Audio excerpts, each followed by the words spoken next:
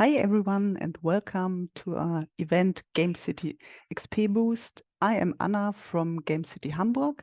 We are a local initiative for the games industry in Hamburg and support the industry in Hamburg from small indie devs to big companies. We want to connect and network and share what we are working on. And today we are talking about more the topic how to find the right price for your indie game.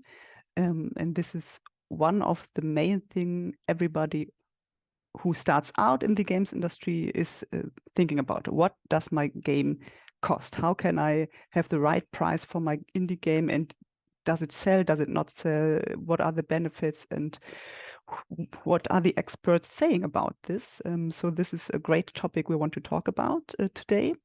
But before that, I will give you some event tips coming up from Gamecity Hamburg as well. We have our next event on Monday. It's an online panel as well. It's about accessibility in games. It's a great panel to talk about how game devs can improve accessibility, what the industry is working on right now, and how streamers themselves and people with disabilities want to change and what they want to talk about, how we can make games accessible. And I think it's great. It's free. You can register right now, so feel free to be part of that as well.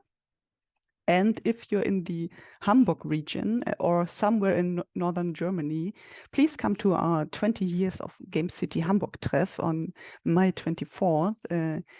We want to celebrate with you and with the industry how wonderful the games industry in Hamburg is. And so if you are in the region and the area, please come by. And if you're not in the area, still come by and join the fun in Hamburg. So let's move back to our schedule today. It's like not a big schedule. I'm giving the introduction right now. After this, I will show to you who we have as guests on our panel. We will talk a bit about the topic, and then we will have the Q&A round, but you can ask the questions anytime in the chat. I have a lovely colleague who will gather the questions so that we can talk about your questions as well. So feel free to chat and to talk about the topic, and we will come to that as well. So now it's my time to introduce our great panel. We have with us today Sebastian from THREAKS.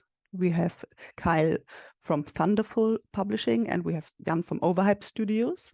And I'm very happy that they are here. So now I want to join the discussion and want to give them the chance to talk about who they are and what they are working on right now. Cool. Who should start? So yes, I want to start with you, Sebastian. Please tell us more about you and who you are and why you are here today, because we want to talk about the price of games. So what is your connections to the price management in your company? Sure. Yeah, so I'm Sebastian Bulas. I'm with THREAKS from the beginning. Basically, I'm one of the founders and CEO of the company. And yeah, basically our first release was around 2013. So quite a while ago, that was our first game, Beat Buddy. And since the beginning, and also nowadays, you know, with a small to mid-sized indie studio, we're around 25 people right now. I still wear a lot of hats and also the one of the CFO. So running budgets in general for the company, and also therefore heavily involved in any pricing strategy around our titles, of course, as well. Yeah, and I'm actually very curious about the current conversation and the learnings here as well. Great. Thanks so for having much. Me.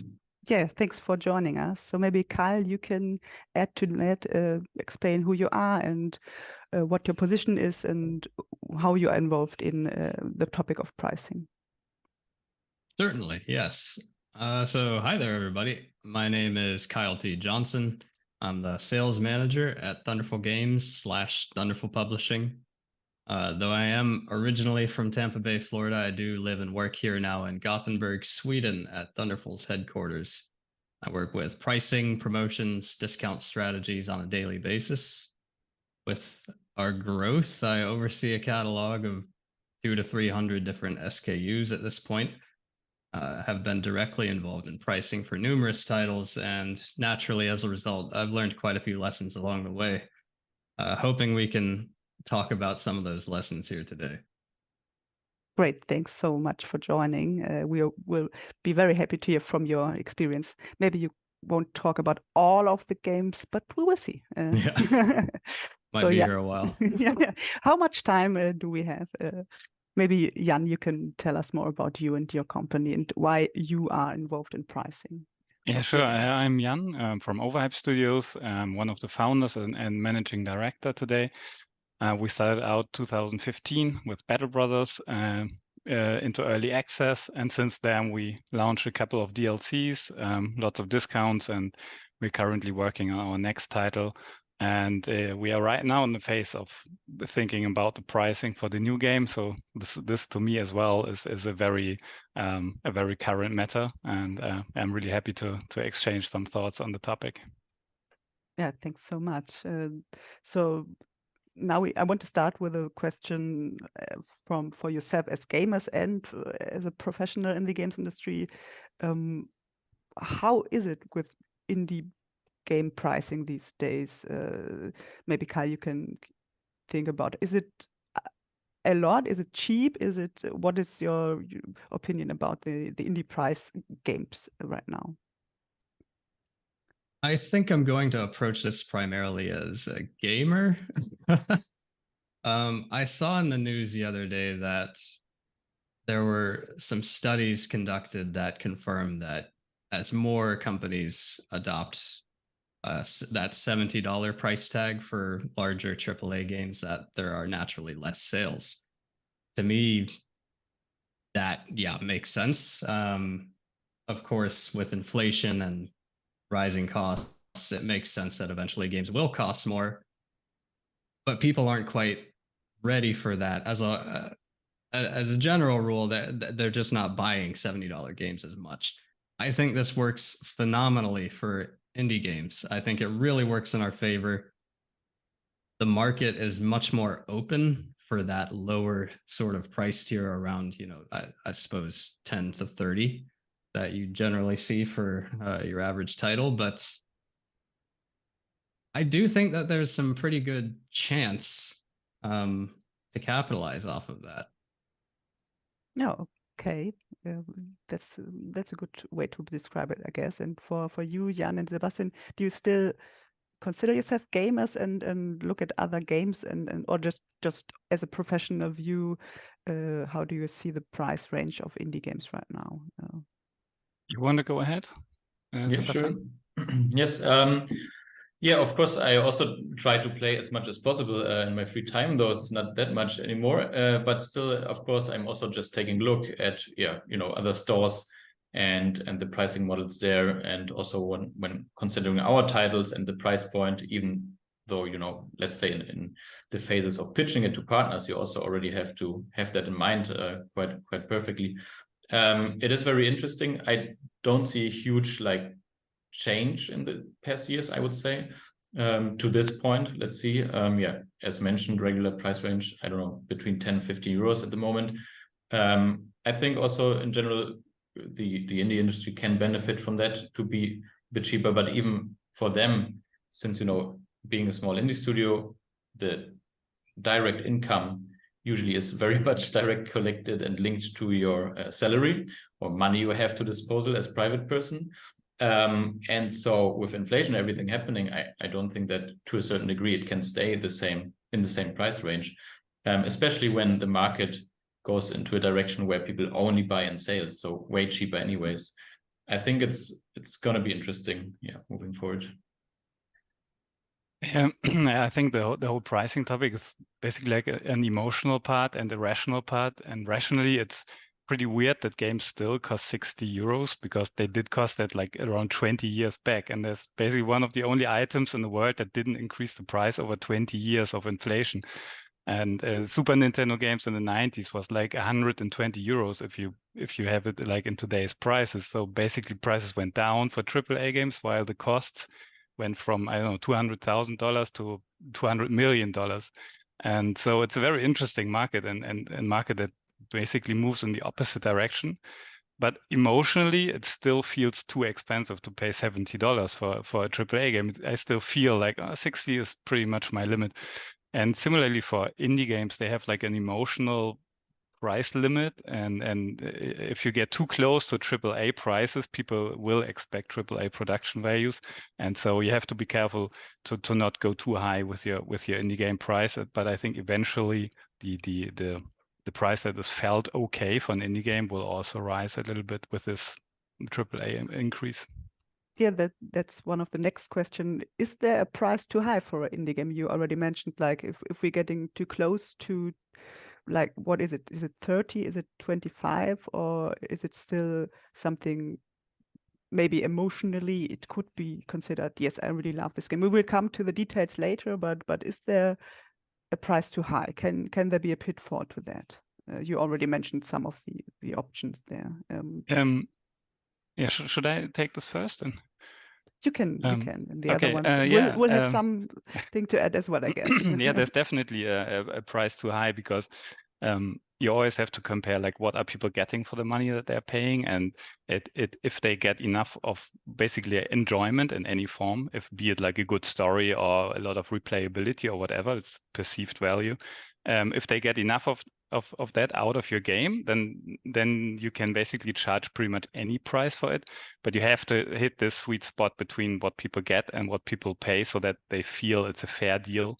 And so I think you cannot really say in general what's too high and what's too low. It's a very specific topic, specific for each game. Yeah, Kyle, what do you say about that? Do you just say yes to that? I say yes, and what's your experience with it? I do think Gian actually hit it right on the head when he said, yeah, as prices come closer to AAA prices, consumers naturally expect AAA production, and that's just not necessarily attainable. I would actually say one of the big pitfalls is trying to be perfect. There is a high likelihood, almost a guarantee, that no matter what you price your title, somebody will have an issue with it. I've noticed this. The Steam comments are ruthless, but I have noticed around that 25 to 30 euro range that people do get quite critical quite quickly. But I would also caution against pricing your title too low. The reason for this being that you need to give yourself as much room for discounting as you can. And I know that we'll talk about that later on today, but I think it's a huge point that shouldn't be forsaken. Yeah, Sebastian, what's your experience? Where do you see a price too low or too high? Is it somewhere in between what the two others said? Yeah, nothing surprising to add to that. I guess most importantly, it's easy for you to make those comparisons, see, okay, you cannot compare maybe with every AAA where you say, like, okay, it's 70 euros, but the scope and playtime, everything is just so much higher, and the quality and so on. But still, it is a fair comparison, and you should do it with other games as well, and then see, okay, how long of a playtime do I basically give the players with my game? What is the visual quality? How big is the fun? What's the replayability? And there's so many aspects of your game that you can take into account when it comes to the price point. And of course, evaluate your target audience and see that they are willing to pay for this kind of content for this kind of price. But I also just found really interesting what Jan said about also the history of game prices, like, being stuck basically. And maybe that's also actually the issue, because people are so familiar with their prices. If you go to your, retail store of your choice, and you see, like, suddenly after 20, years, 15 years, the price point is not 50 euros, but 60 or 70, you go like, what is happening? Why would I pay this? But honestly, maybe it's the problem that's not like smaller steps and more often or something like that around, the last 20, 30 years, but just side note.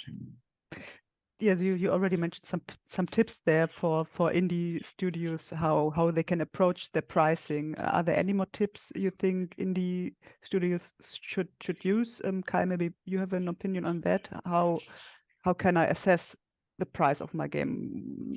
Sebastian mentioned already some aspects. Are there some more you can consider? I think the scenario you want to absolutely avoid in this case is one in which you price your game without any sort of research. You should know your goals, you should know your competition, you should understand where your title fits into that grand scheme and what you want to shoot for. Of course, have a plan.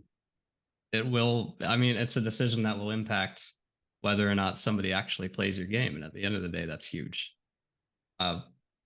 One tool that I use almost religiously, I think, is SteamDB. And again, it's not picture perfect accuracy, but it helps quite a bit just understanding at a basic glance what, say, a competitive title might be bringing in. And from there, what's the nearest title to that? And so on and so forth. And sort of building that case bit by bit, I think you really can begin to understand where you can place your title. Yeah, if I may add to that, Yep. basically, Please. I think one of the important messages in here also is that you should think about it at all. I know from my own experience when I started, making a game, it was more about making a game and not building a studio around it in a business. And that's totally fair, I think, but you should have that perspective at least.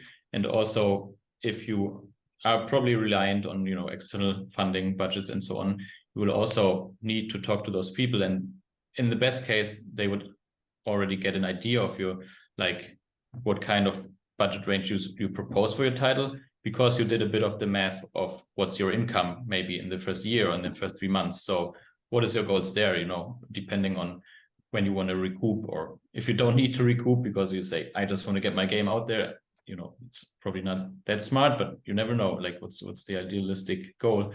So yeah, just thinking about it and, having the perspective on looking at some numbers that make sense. If you research the market, that makes a lot of sense. Yeah, that sounds reasonable. And Jan, you already mentioned you're somewhere about to think about or to think about a price for a game. What are the factors that you would add to that to consider in pricing? Yeah, as I said before, I think the first point would be to look at other similar games, sometimes hard to find, but that gives you like a rough starting point. And then you have to continue to go from there to take a look at your audience. Like what kind is this a very casual audience? Casual people are usually paying less for games.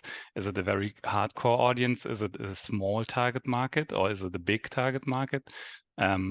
If you reach everybody in that target market, how many people would that be? So that you get an idea for pricing your game. And also if you price the game so low that even with a really high amount of sales you wouldn't recoup your costs, then there's no business sense in actually doing what you're doing. So yeah, as said before, starting to think about what price makes sense and what's a realistic price and sales number, that's definitely the first step that's so important for starting to take care of the business side of development. Yeah, thanks. Yeah, I think that's really important information. And then when we think about pricing a game, there is a point where we have to think about how much will the game cost. At which point in the development process or in the process of making a game is the point where you should think about what will this game cost? What is your experience? When should you start thinking about a price tag, or even consider into making the game the price? Maybe Sebastian, you can add to that. Yeah, sure. I would say it also depends a bit on, let's say, at what stage you want to reach out to potential partnerships and funding partners. And, if you, let's say you put together a one-pager pitch, super quick thing, high level, just to see if there's interest for it, it still already makes sense that you put a price tag to it. Because if it's something, from genre-wise and gameplay-wise down the alley from the publisher, he will already directly see, okay, did they think the right thing? Did they do some research? Does it fit the audience in the genre? Stuff like that. And of course, if you're deeper in development, then again, you should constantly reevaluate who you are talking to with what is your perfect target audience for your game. So I would say in theory, there's no too early stage to start thinking around it, and it should be getting more defined and complex during development. And yeah, as mentioned, then at some point, if you're approaching funding, then it's necessary anyways. Yeah. So what do you think, Kyle? Is there the same approach for you when you get to learn about games that should be part of the process? Where does it start with the pricing? Yeah, I think Sebastian, again, he's 100% right here. When you're building your business case, this should be something you'll need to have at least an idea of. It's going to be different depending on the title, of course. If you're an indie team and you're looking for a publisher to pick your title up, it would be very helpful, if not simply necessary, in your pitch to build your case beforehand, study your competition again, and come up with a few different scenarios as to how, and because these things change throughout development, of course. Sometimes you do need to pivot and make an adjustment, and that's fully okay. But if you go into it having a ballpark idea, I think you should at least have that. And Jan, for you personally, where did you start with the price for the game you're working on right now, or is it too early to say? It's a very big difference. The first game we started as a hobby project, so we worked in the evenings and on the weekends. And we had no idea like that we would even sell it at some point. So we didn't think about the price at all until very late in development, until like right before early access. And it's completely different for the second game. Now we're like halfway through development and we're constantly thinking about where we would want to price it. So it definitely changes with experience and with perspective. Yeah, as said before, I can just second that. Start early, get some rough ideas, and then refine your pricing as you go and as you get more info on your development time and your costs and your target audience. Yeah, and Sebastian, do you have any advice for something maybe you would have done differently in your days with getting games out there? Or like Jan said, if you start with a hobby game, it was successful. We can say that so much, but is it wise to start like this and maybe think about it later? Or what are some things to avoid maybe when developing the game and thinking about the price? Well, when it comes to things I could have done different, I think it's really hard to say. I think, as mentioned, it's fair to maybe not wrap your head around it too much in the beginning. If you're more, focused on the creative side, you just want to make a great game at the beginning, but it also depends then on where you want to, end up. Is this just a hobby project and it stays like that? Or are you approaching really, working in this business and establishing a company and founding a studio and so on? And maybe you can just find somebody else then that joins the company for this kind of job if it's not your cup of tea, basically. But I think it would be good, or it had been better if we would have started to think about it a bit more earlier. Well, for our case specifically, it was sort of fine anyways, because from our starting point in university around 2009 with the early first prototype until approaching full production, it took us 4 years with all kinds of funding, stipendia, and so on. And then we got the funding for the full production. And at this point, we had more experience gained through our network in the industry and the partners we talked to and publishing partners. So when we approached our release, we already have been thinking about it a lot. But when we started the development 4 years before, no thoughts around it at all, basically. But, start early, don't go crazy about it. But as mentioned before, do some research. I think that's very helpful. I hope everyone is writing it down, what you are talking about. Maybe we can move on to the platform, to the platforms where you will publish your game, where your game will be sold. What is it that you have to consider when you want to sell your games? Does do the platform holders interfere in the pricing? Do you have to consider something? And what are your experience in that? Maybe Kyle, you can explain, because there's not only Steam, there are a lot of platforms where your game can be sold. So what is your say in that? Oh, Maybe yeah. you can start. Platforms are going to be different from each other in mysterious, occasionally painful, but ultimately unavoidable ways, right? That's why porting historically is such a fun and beloved process, right? I can say, for example, Steam has a pricing system that's completely different from Apple iOS. Sony's pricing system, I had it explained to me once. I would have a very difficult time understanding it and explaining it now. I wouldn't dream of it. I think the interference really primarily only occurs at extreme ends of the spectrum, at least in my experience. For example, I know for most platforms, you wouldn't be able to sell a game at a price of like 25 cents. This is, yeah, at areas like that is where you start to get into the legality of different markets and a lot of stuff that my experience and research does not cover, and I would have no idea talking about. But that's, yeah, from my perspective, it's only at the very high and low ends that interference would happen. But perhaps Sebastian and Jan would have a different take. Yeah, what are your experiences with platforms? We can maybe think about, should the games have different prices on different platforms, or what is your experience with the platforms to sell your game? Is there something you can share that maybe will be helpful to when they're considering your game? Yeah, so my experience are mostly limited to Steam. So that's our primary platform. There are some other stores as well, but Steam's like 95% of our sales. We do have a version of the game for Xbox and PlayStation and Nintendo, but that came way later. So like naturally we had like a lower price there. And yeah, so my experiences are a little bit, very limited also to one game. So yeah, maybe Sebastian has some more insights there. Well, yeah, basically, I would recommend to just have the same price range across all platforms. Of course, with what Kai also said, like there is a huge difference between a PC console game or a mobile title. You probably wouldn't spend like 30 euros or so on a single player mobile title, basically, which is different. So there's definitely a switch to those platforms. And also maybe if you make a VR game, it can also have a difference.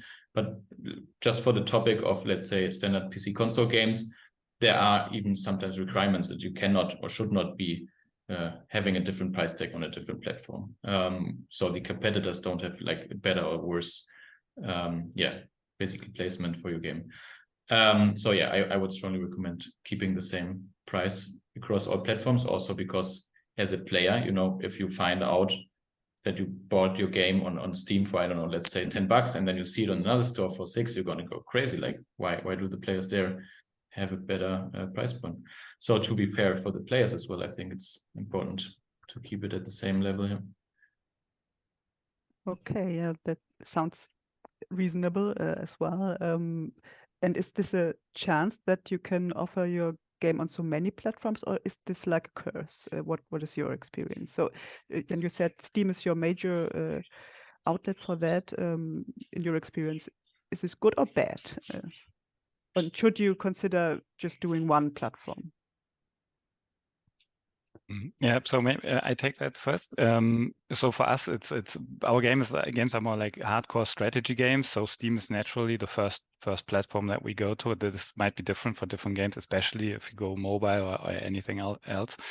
For us, it's a bit easier because we can really focus on Steam and our Steam audience and Steam pricing, and all the other stores that we're doing, like Humble Store or GOG, like sort of like a side business or a little bit of a bonus.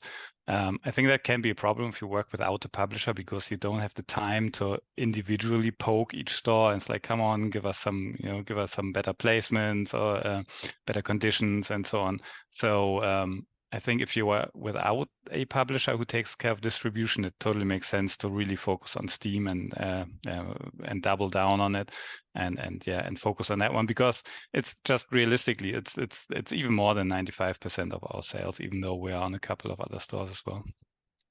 Yeah, what do you say, Kyle? What's your suggestion for people who consider multiple platforms with their first game, maybe?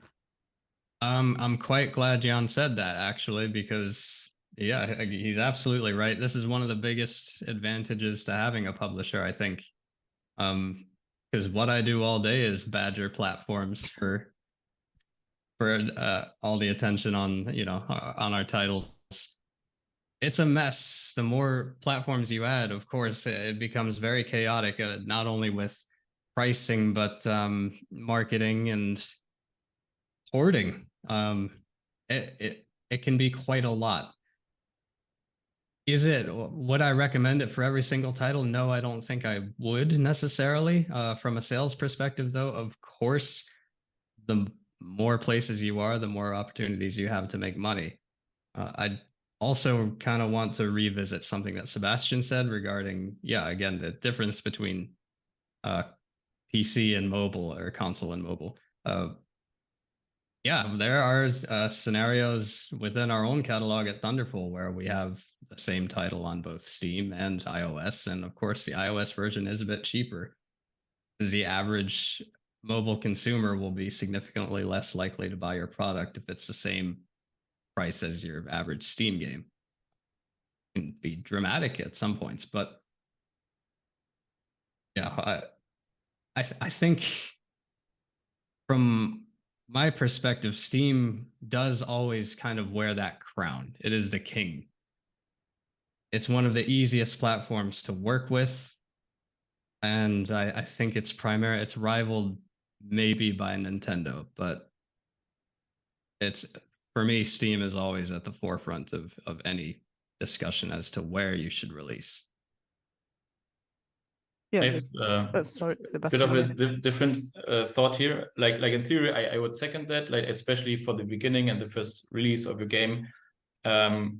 Also, at the same time, I have to say, usually with ports, making ports is where you actually start to make money when you look at one product, because you don't need to spend a lot of money, especially nowadays, to bring your game to other platforms, but you will reach completely new audience. And all the money you make there is completely on top, basically. So it is a big potential second or third, fourth income way. And on the other hand, with Jan, you guys are also super lucky that it just works for you on Steam, and I'm super happy for you guys. With my experience, for example, I have a couple of cases where it just wasn't successful enough on Steam, and ports were our only hope, basically, and worked out really well. Like, let's pick our first game, Beat Buddy. We brought it. Next thing was iOS, I think, and then to Xbox, and even the Xbox build worked so well for us. We got a lot of love also from ID at Xbox for featuring on the storefront, and without those ports, the studio wouldn't have survived, basically. And if I look at our games now, it's the same thing. Like whenever I think of our release strategy, of course, some say simultaneous release is the best. Some say, just separated 1 month here, 1 month there, depending on your strategy for marketing. But in any case, bringing our next games to the other platforms is where I see the most potential for making money with your game. And also sometimes even just to recoup, because if you're not lucky with your release, you need those ports. So yeah, in my opinion, at least, it's super substantial to even bring an indie game to the other platforms, also because they're very indie game friendly, more and more so, even Nintendo Switch and so on as well. The audience is there.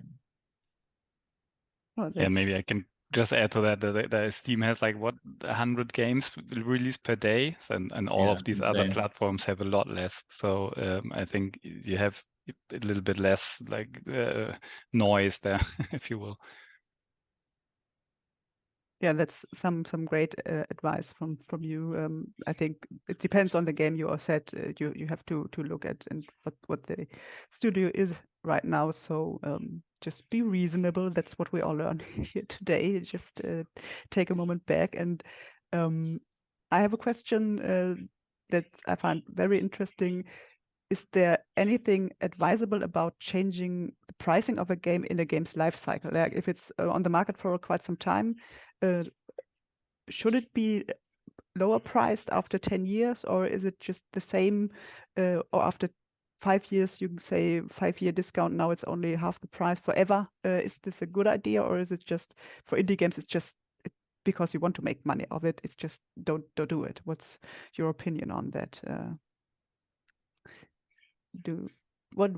It's a bit an open question. Sebastian, what do you think? Yeah, so for me, it's actually super interesting because we're also at the point where we have a couple older games, and we, for example, for our very first game, we did change it already. I think originally it was around 15 euros, now it's 10. And I think about even bringing it further down. Anyways, we are usually only selling during sales on our long tail. It's also not big sales numbers, but you know, it is something. And also now, actually, current question for me and my studio is when bringing games to other platforms. So, you know, we're actually doing still ports for Beat Buddy, but also Battle Plant, our more recent title, and we're bringing them to other platforms now. But, you know, it's not a recent release. Let's say even the newer one is like 2 years old already on Steam. So how would I approach that price point? Because it might seem unfair to, you know, having it the same price tag as it was released, super original and fresh on the other platform. But I think it's interesting, and it is a conversation we're having right now, basically.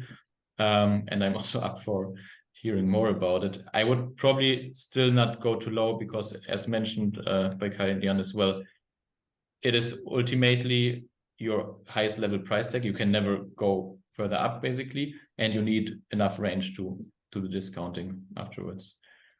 Yeah. Yeah. What's your experience, Jan, with your game? Does it still have the same price tag? Yeah, so we started out with 20 euros and then we went to 28, but that's like the classical early access move. That's basically like the most established thing you can do to increase the price of your game. We had 2 years of early access, and then we increased the price really substantially by 8 euros or $10 even. And people were totally fine with that because they expect that from an early access game. I think there are other instances. For I think Paradox did some price changes, and even little price changes. If you move it up, people get extremely upset because players are very, very cautious if you take away something from them. It's the same with gameplay. If you're doing your development, you nerf something or remove something from the game, people will always get very angry about it. And it's the same if you worsen the deal for them in any way, they will react really strongly to that. So increasing the price outside of this early access release thing is very, very risky, and you have to be very, very careful of doing that.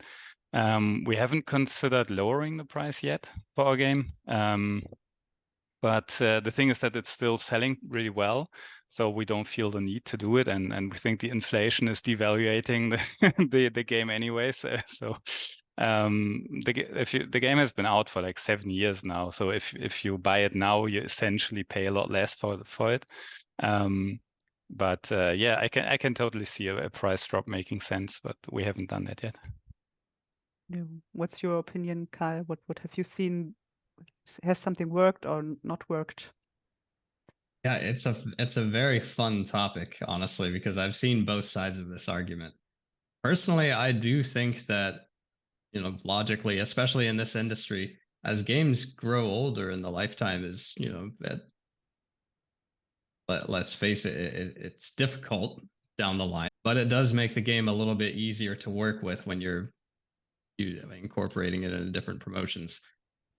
There is also a unique scenario, as Jan mentioned, you only really ever increase the price when you're going from early access to full release. But we have done it, and that was in response to the increased amount of account.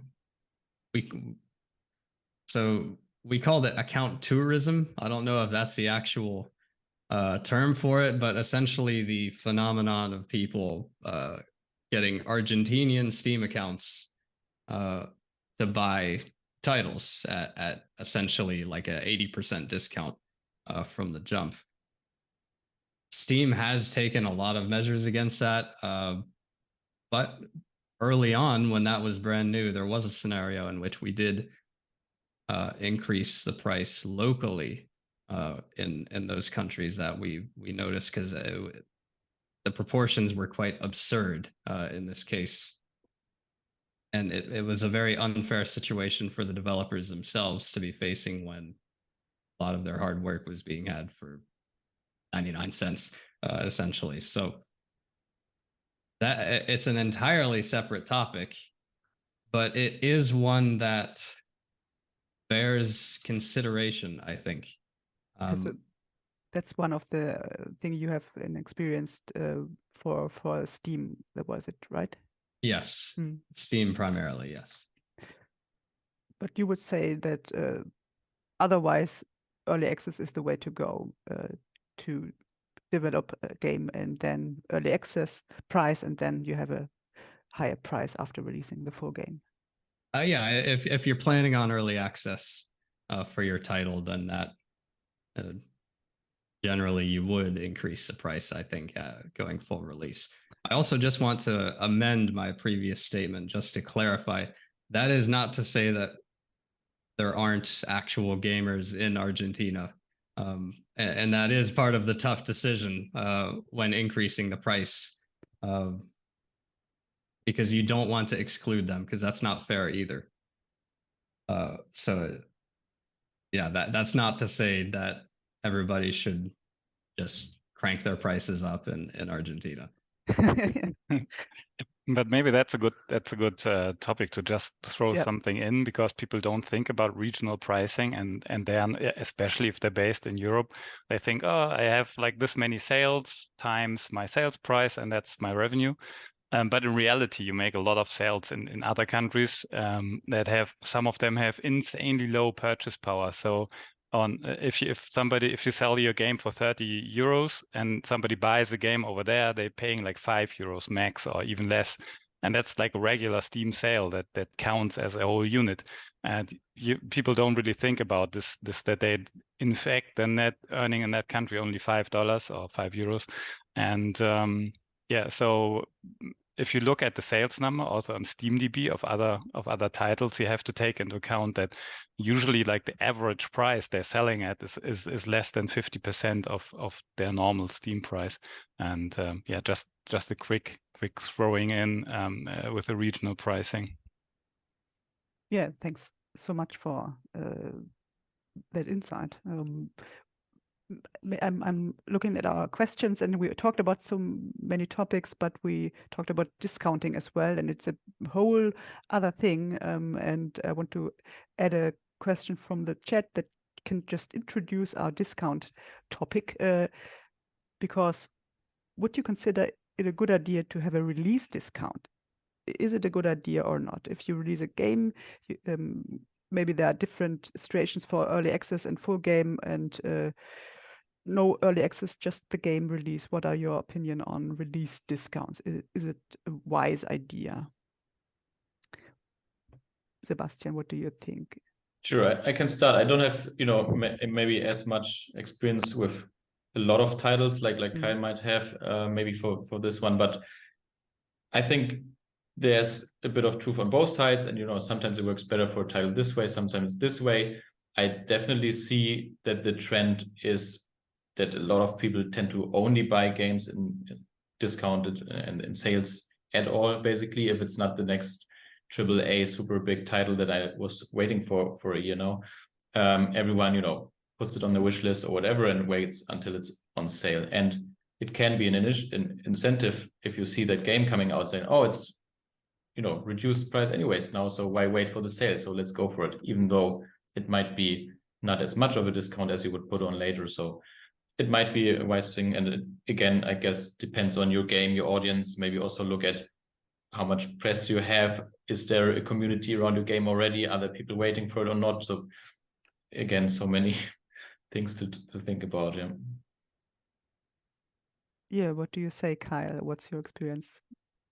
Discount at the beginning? Yes, no, why? I have pried a lot of people for this question, including Valve themselves. I've I've really tried to get them to give a straight answer. Like, does this help? Does this hurt? I have never seen it hurt. And from the people that I've spoken to, they have never seen it hurt. But with that said, I've also never seen it be the difference between a success or a failure. Personally, I think it's one of the... I think as an indie title, you can do this a lot more freely. And as Sebastian mentioned, it can be an advantage simply because a lot of people don't buy games nowadays unless it has that little green sticker next to the name. But you don't really see this happening with large AAA games, right? Like when Elden Ring launches, there wasn't a 10% launch discount. Or at least I don't remember there being one. But my school of thought, I tend to always default to like a 10% launch discount. I think it satisfies both parties. You do get your title out there. There's a small celebration. It's only about a week that these discounts usually last. I don't think that it will hurt in the long run. Jan, what do you think? What did you do? I think as a developer, it's really hard to do that because it feels that you're very proud of your product and you feel that, okay, I set on this price, so this is what I think the game is worth. And also, the only point on the life cycle of a game where people were actually willing to pay the full price or they really want the game is when it first comes out. So it's, I think intuitively, it feels like not having a discount for launch, because I think then you get the most motivated people and they will pay full price, and then you discount later for people who are a little bit on the fence and so on. But lately I talked to a lot of people and they all seem to agree for whatever reason that the launch discount is a good thing. So we will probably try it out for our next game, like a 10% or something, even though I personally, as a developer, I don't really like it, but it seems to make sense from a business perspective. Yeah, maybe we can think about if you don't, if you put on a discount, when you don't put it on the time you launch it, is there a good first time to have a discount on the game? So if you don't have a launch discount, maybe just release the game and it runs for a while. When is the time to set the first discount? What is your opinion? Does it have to be a big thing or a small thing, or just do you ride the wave of the Steam sales? What is a good idea with your small indie game to start with a discount that's not the launch discount? Kai, what do you say? So this is where the paths might differ, or the answers at least, because I am very much of the philosophy that discounts should occur now and often. However, the question of when it's discounted for the first time and how high, that is platform dependent. On Steam, your wish list base can be the difference between life or death for your title. A lot of you will probably know this already, but some of you might not. This is a big tip. A discount of 20% or higher on Steam will alert everybody who has wishlisted your title that your title is on sale. It's a huge tool. It cannot be less than 20%, however. Of course, this doesn't mean that your launch discount should be 20%. They're going to get a notification either way, right? Because your game just launched. But after that, while it might seem a little high, hitting that 20% threshold can really it can get a lot more people buying your title than a 15% discount. However, this isn't always in your control. PlayStation, for example, is a little bit picky with exactly how much you can discount your title by. Xbox sales are a little bit more free, but they don't come around nearly as much. It varies quite a bit, but I am going to say and just come out with a position. I think as often as you can, your title should be discounted. What do you say, Sebastian? Is this the way? sadly, it is. On the emotional side, I'm in general also a bit more on the side of what Jan said, and it's never a really nice feeling to, in that sense, degrade your title with a lower price. But financially speaking, 100% go and take on any opportunity for every sale all the time, basically, because this is how you can make a bit more money with your long tail, and it really makes a big difference. When it comes to the timing after release, I'd say it really depends on your sales curve. Basically, take a look like how much people are still live playing your game, how is the spread around the platforms, and is the press still writing about it. Then you have potentially updates coming up for your title or DLCs that might boost them anyway, so you might just stretch the time until you actually go on sale. It really depends on your strategy. Yeah, so I can mostly speak from the Steam perspective, and yeah, you should definitely try to get any sale that you can. And it's the first thing is that if there's a sale running and your game is the only one not discounted at all, then you have a really hard time. And we're making like way more than 50% of our sales within discounted like sales periods. The highest sale points usually are the summer sale and the winter sale on Steam. So those are like the two really big events where you could run big discounts, and if you get featured for whatever reason by Steam during that event, you make like, I don't know, on a normal day you make 50 sales, and then you make 5,000 on a day like that. So the difference is absolutely massive. And the one thing that you have to be cautious about, it's a little bit difficult if you go high with the discount and then go low the next time. If, for example, you do a 50% discount and next time you have 20%, people will think, why I'm not getting the 50%? They had the 50%. So you have to have like a little bit of a long-term strategy, how you want to pace your discounts. You don't want to go too low too quickly because it's really hard to go back. And so for Battle Brothers, we have been very, very careful with discounts, and we just did them very slowly. But this was partially because the game was still selling really well, so we didn't feel the need to go too high. And but that's very different per game. And yeah, so most sales are done through discounts and and features. Maybe there's another topic with the Steam features, but yes, I think we that's can later. dive into that. No, you already mentioned it, so we don't have to. I would have one more question. But we can. Is this possible? Yeah, no, of course. Go ahead. Okay, nice. Because one thing I'm seeing, like for long tail or very old game Beat by It, for example, we discounted heavily, of course, because otherwise, at least also on Steam, like who would care nowadays about that old title? So we do stuff like 90% discount and stuff like that. But what I realized when doing a couple of tests throughout the years, to that title, that didn't really matter if I put it on 90 or on 60 or on 50.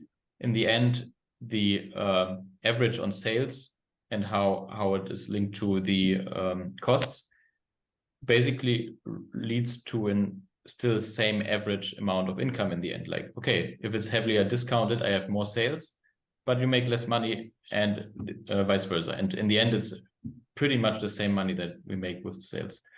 So in that case, I would probably maybe not go down too much with the price, because then still it feels like a more not expensive title, but more high quality title than just put it out for 90. But again, it can be dependent on the title. But I would be curious about your experience, basically. Yeah, maybe I can add another point that's extremely crucial, is that there are two types of people. One type, they buy depending on the actual discount. So they buy at 25% or they see 50%. And the other type of people buy at certain numbers that like the actual price of your game. So there are people who buy under $20, and usually a really big hit is like $9.99. So if you're under $10.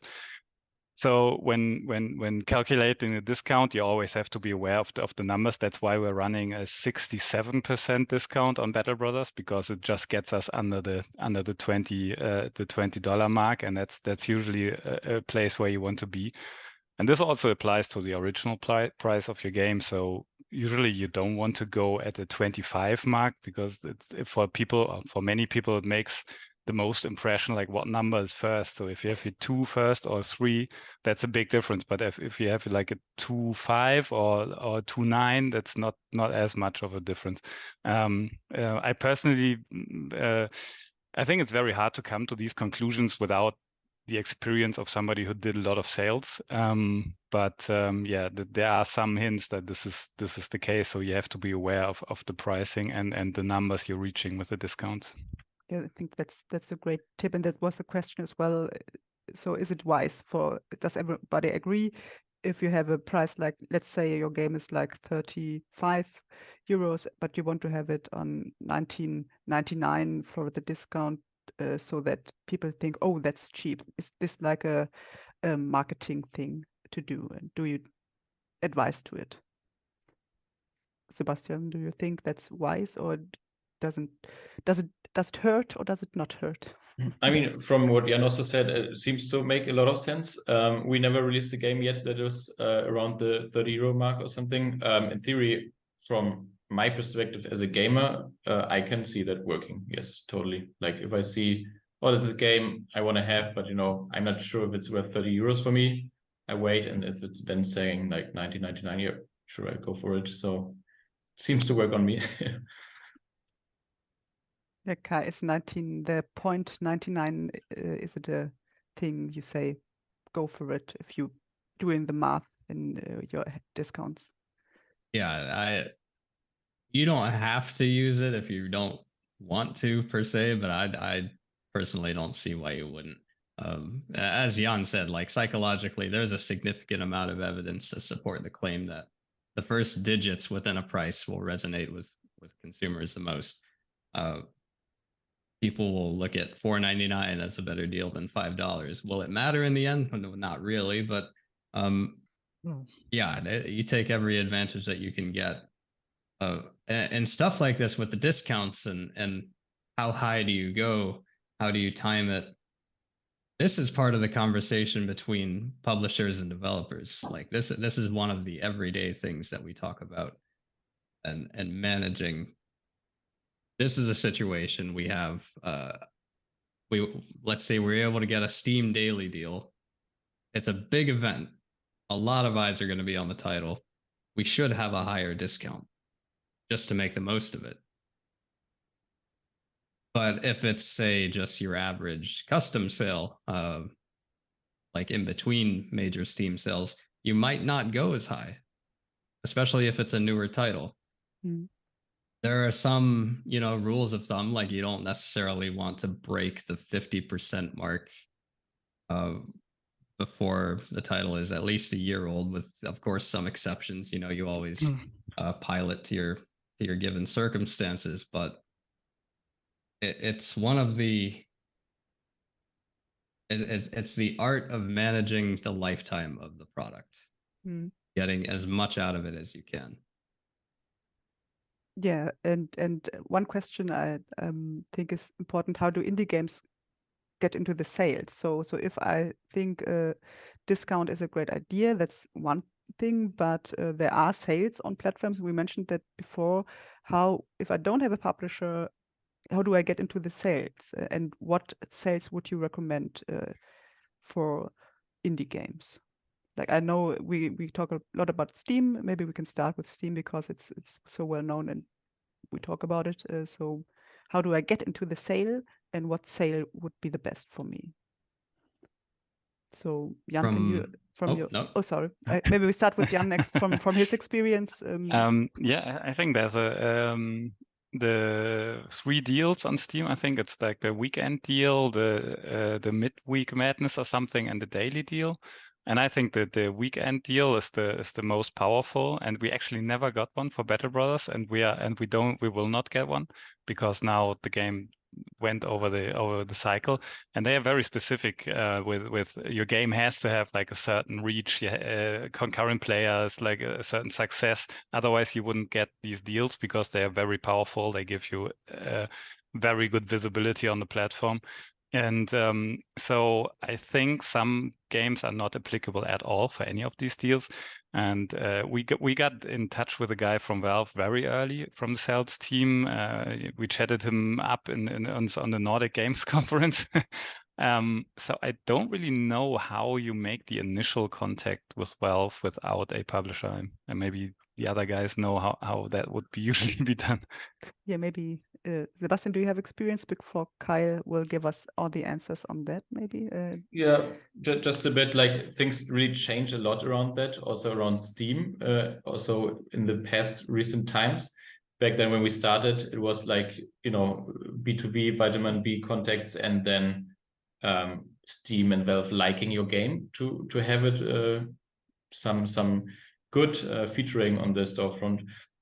We've been lucky with that in the past, and they've been super supportive. But now also with everything basically being algorithm based and so on, things really change a lot. And from what I know, there is not even the way anymore, unless maybe, I don't know, for the super big titles to get into an explicit specific featuring that you get through your contacts at Valve. It's really all dynamic now through the platform, if I'm not mistaken. Maybe Kyle knows more. Yeah, Kyle, do you have something to share for our audience and for us?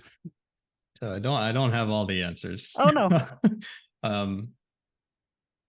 Yeah, and you mentioned that you met your Valve contact at Nordic Games. That's masterfully done. I think, like for getting into these deals, having a contact will go so far. And you know what questions we did ask him? We asked him, what should we price our game? That was actually the question that we asked him. And his answer was, I don't know, you tell me. Like you make the game, you know what your game's worth. Yeah, I don't know. So yeah. Very helpful. Yeah. They can be pretty tight-lipped with the tips. But I will say daily deals,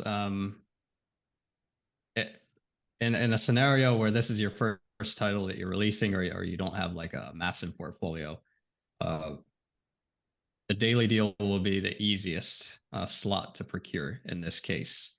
And it will make a significant difference.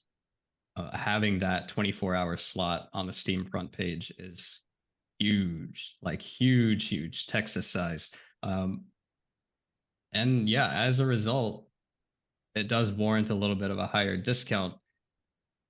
Honestly, from my experience, we've been, we simply ask to get these slots, and sometimes we're turned down. Sometimes we aren't. What I've observed is that if your game does have a good amount of reviews, and pretty high reviews at that, the odds of being accepted to these slots is decent. Granted, it might not be immediate. You might have to wait like a month or so before they can actually schedule you in. But it is worth asking. The worst they can say is no. Yeah, basically also for the other platforms, like, I don't know, PlayStation, Nintendo Switch, and so on, you just submit your game to the available upcoming sales, basically promotions, and then you get a notification if you're in or not. It depends, on your title, how well is the fit to the theme of the sale. And there I would say the bigger the sale, the less sales you'll make and copies sold from your title, unless it's a very narrow theme, like a very specific one. Rather than the next indie sale and you have thousands of games in there. Although that also works well. Great. Yeah, I think that's really helpful. And I guess personal contact still is a good thing additionally to everything. So please do network, go to events, and don't be afraid to talk to salespeople. I think that's a really good advice. We talked about reviews as well. That has to be a factor if you want to be chosen. And we talked about in the beginning about negative reviews on your price. How do you manage that? Maybe some tips for that as well. So if you're all about how do I get into the Steam sales, how do I get my game for a good discount, and then you have the negative comments or the comments at all, is it wise to look at them and to consider pricing and discounting, or is it just something separate from your marketing for your game? What is your experience? Maybe Jan, do you have some insights? we always try to for us it was very important, like most importantly, not to just make as much money as possible, but to give a good deal to players, because we were aware that people would be more generous in the reviews if you have a better value proposition. The thing is that the price is always a signaling tool. So if something costs like $2, then you think, this is crap, or this cannot be very good or very entertaining, right?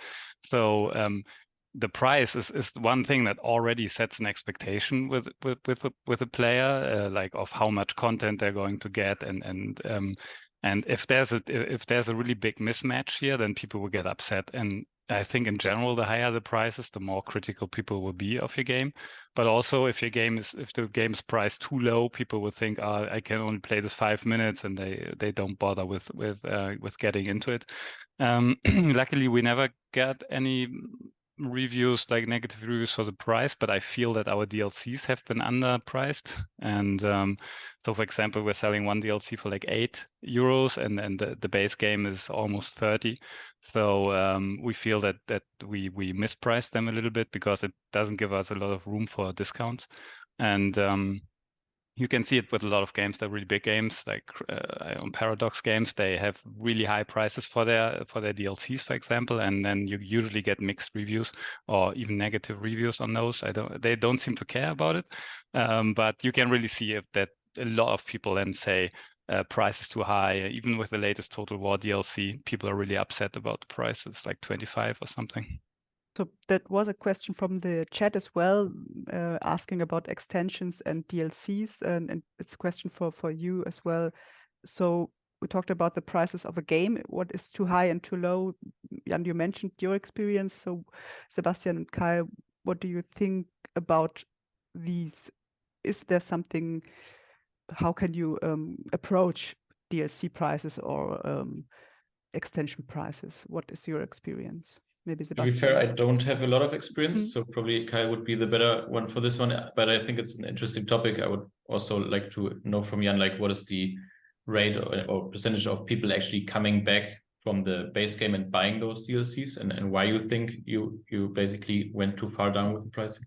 Yeah, and we are also thinking of episodic content, which would be sort of, a base game and DLCs in that sense, a bit of a different thing yet, but something to approach also potentially in the future. So I think it's super interesting. Yeah, so first of all, we made more money with the 3 DLCs that we did than with the base game. So that's pretty important to know. And usually I think good price to start is like 50% of your original retail price as a max. So that would be 15 for us. We have one DLC priced at, I don't know, 12, one at 8, and one at the last one at 15, which was a good price.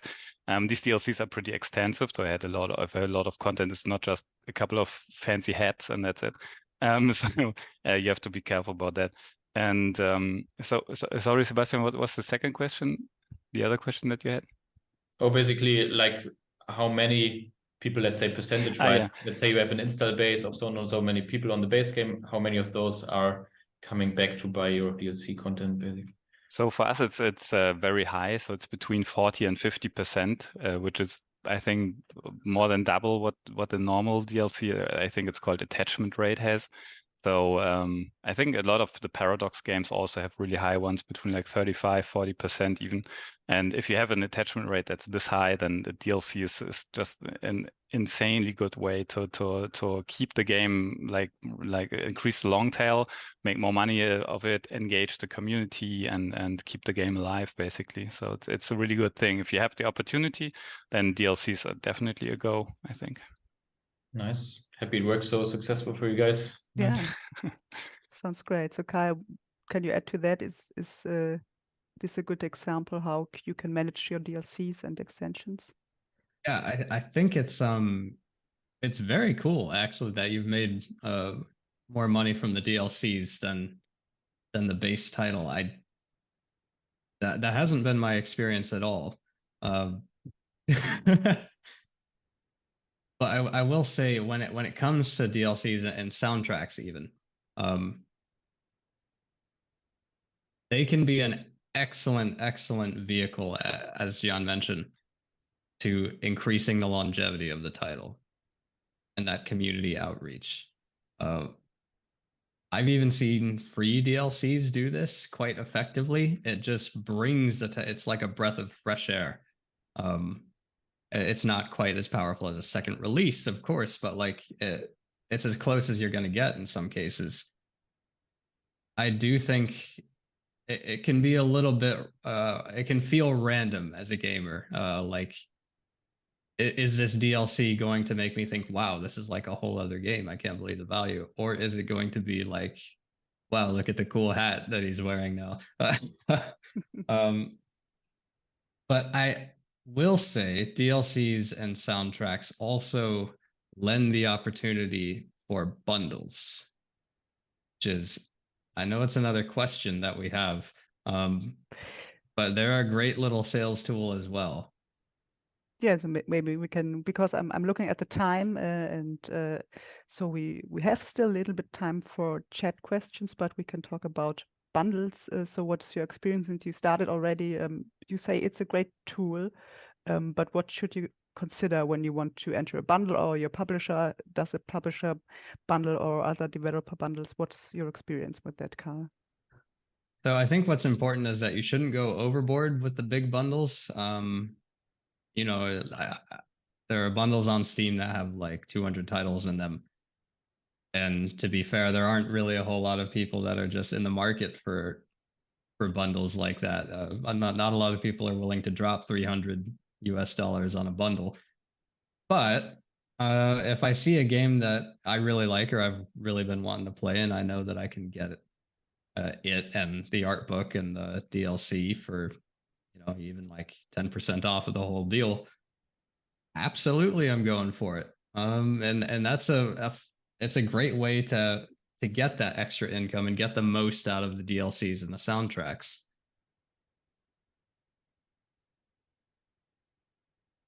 I think that sounds really great. So Jan, maybe consider bundles with your next 20 games. Yeah, we did a bundle with other games, like with a small indie strategy bundle, and that didn't work out at all. And now we have basically a bundle of our own products with the base game and all the DLCs, and that's working pretty well. So new people coming to the game, they really like to purchase like all the DLCs, so they get the full experience, and that's a bundle that totally makes sense. Yeah. Great. So I think we talked a lot about a lot of topics. I'm closing in on our event here. So from the chat, if there are any questions you want to ask these three people here, feel free to give them now. But if not, maybe we can close with your top advice for people with indie games and the price. Something maybe you can sum up for you and your experience. What do you say are the top tips that you have learned and would give to other people who are developing indie games? Maybe Jan, you can start with your current experience. Yeah. I think it's basically the core of the talk, right? So I think it's how do you get to the first price of your game, and one part of the deal is the cost that you put into the game, because you want to make a net plus, right? But a mistake some developers do is that they then say, oh, I earn this an hour, and then this is the cost, and so my game costs like 150 euros because otherwise it doesn't work. So the game, everything is worth what the customer is willing to pay for it. And if the customer is not willing to pay for it, it's not worth it. It doesn't matter how much time you put in it. So it's not a good approach to go about like how much money you put into it. And the second thing is that really think about your target audience. We didn't develop a game for a specific target audience, but think about who will buy your game. So for us, we thought, okay, it's a strategy game. It's a very hardcore game. We're aiming at older gamers, so we have a smaller target audience and people who are usually have a bit older, so they have a little bit more money and are willing to pay more money for a game like this, but we wouldn't reach like mass audience. So we thought, okay, we can go higher with the price because our audience will be more dedicated, but we will have a smaller audience. And that really helped us be confident about this really comparatively high price that we went with $30. And those two things are really important. And then what also helps, just really quickly, is to make scenarios. So we made 3 scenarios for our sales numbers and have like a low, mid, and high scenario before you launch the game. So you can see, okay, where do I end up with this price in the low sales scenario and in the high sales scenario, because this really helps to manage your expectations, to do a little bit of a case study and really think what would you do in each scenario, because that really helps anticipate like what is the least price I have to charge to not go bankrupt, basically. Yeah, I think that's a great advice. Thank you so much. Maybe Sebastian, you can share your tips from your perspective. We're probably repeating ourselves a bit from what we That's discussed. fine. But People still, have to write I it think, down. Yeah, major thing is to do your research right and start early with it in the process. Also think about your release strategy concerning your game. Like, maybe you heard during this talk, hey, early access is great, and then, scale up the price and so on. But you need to make sure you have a game that actually works for an early access release and marketing strategy. So a lot of things to consider. And yeah, the earlier you start thinking about it, the better. And then, revisit it, refine it further down the road. And then to what Jan also said, very important part with your expectations, have your plan, mid case, best case, low case. Just talking from experience, with our first game, we hit way lower than our lowest case. And then you gotta have a strategy, right? Because you should think about what to do if you hit certain marks. And if everything goes great, also then it's nice to have a plan, not start thinking around what to do with all the money then. It's nice to not waste it. Yeah, that's it. That's great. Thank you so much. And Kyle, your best tips for indie game developers. Yes. Let's be honest, since I'm going last, all of the best tips have been taken. Of course. But it's all good advice. And I'll repeat for the 3rd time that managing your expectations and having these case scenarios is really healthy. It's very healthy. I'll go a little bit in a different direction though, and I'll say don't give into analysis paralysis too easy here, because you could go mental just looking at the different, if this game costs this and my game should cost this, but what if people don't buy it? And what if it does? You can go really in circles with this. Give yourself the best possible chance to do well and give your title a price that you can work with down the line. If it does really well, if it doesn't do as well as you would have liked, if you're able to hit that sweet spot where, let's say, if you need to, you can discount it a little bit higher, but maybe you won't need to, and then you can just ride it out. I think you'll be solid. And yeah, at the end of the day, ideally, your hard work will speak for itself. Oh, thank you so much for all your insights and your tips. I think the audience is just blown away, and I think the chat is writing down everything right now in their little notebooks for their next big hits. So thank you all very much for giving us your time and your insights, and best of luck for the next releases. I'm very excited. Maybe we will see each other in the future. So thank you all for coming tonight, It's tonight for me. So if you're interested in more events, you can join our Discord channel from Gamecity Hamburg. We will share the events there and some great community and tips you can get there as well. Ask your questions that you couldn't ask today. Come and join our Discord channel.